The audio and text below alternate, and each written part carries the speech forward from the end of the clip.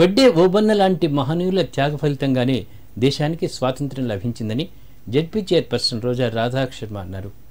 స్వాతంత్ర్య సమరయోధుడు సైరా నరసింహారెడ్డికి ప్రధాన అనుచరుడిగా ఉంటూ ఓబన్న దేశ స్వాతంత్ర్యం కోసం ఎనలేని పోరాటం చేశారని గుర్తు చేశారు. రేనాటి స్వాతంత్ర్య సమరయోధుడు వడ్డే ఓబన్న 217వ జయంతిని వెనుకబడిన తరగతుల అభివృద్ధి శాఖ ఆధ్వర్యంలో సిద్దిపేట జిల్లా కేంద్రంలోని విపంచి కళా నిలయంలో ఘనంగా నిర్వహించారు. ఈ కార్యక్రమంలో జెడ్పీ చైర్పర్సన్ రోజా రాధాశర్మ ముఖ్య అతిథిగా పాల్గొని ఓబన్న చిత్రపటానికి పూలమాలలు వేసి ఘనంగా నివాళులర్పించారు. అనంతరం వారు మాట్లాడారు.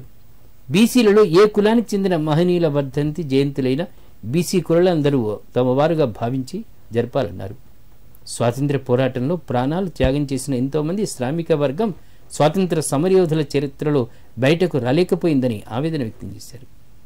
వడ్డే ఓబన్న వంటి మహనీయుల స్ఫూర్తిగా తీసుకుని నేటి తరం యువత ముందుకు సాగాలని పిలుపునిచ్చారు. వచ్చే జయంతి నాటికి సిద్దిపేటలో ఓబన్న విగ్రహం ఏర్పాటుకు కృషి చేస్తామని తెలిపారు.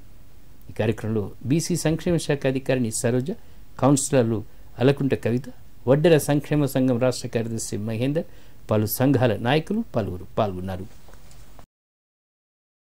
స్వతంత్ర పోరాటం చేసిన నాయకులందరినీ కూడా గుర్తించి ఈరోజు జయంతులను చేసుకుంటున్నాం. ఇది ఒక మంచి పరిణామంగా నేను భావిస్తున్నాను. ఎందుకంటే నిజంగా నాకు కూడా గత 4 ఏళ్ల నుంచి కూడా ఓబన్న గారి జయంతిని జరుపుకోవాలి మన జిల్లాలో, మన రాష్ట్రంలో. కానీ ఈరోజు అది స్టార్ట్ చేసినాం. ఇది చాలా ఒక మంచి పరిణామంగా నేను భావిస్తున్నాను. మన ముందు తరాలకి మనకే ఇప్పుడు తెలిసిందంటే మనం మన పిల్లలకు కానీ మన మనమలకి మనమరాళ్ళకి కూడా చెప్పే అవకాశం ఉంది. ఇప్పుడు మనం ఈరోజు ఈ ఫోటో చూస్తుంటే చాలా సంతోషం వేస్తుంది.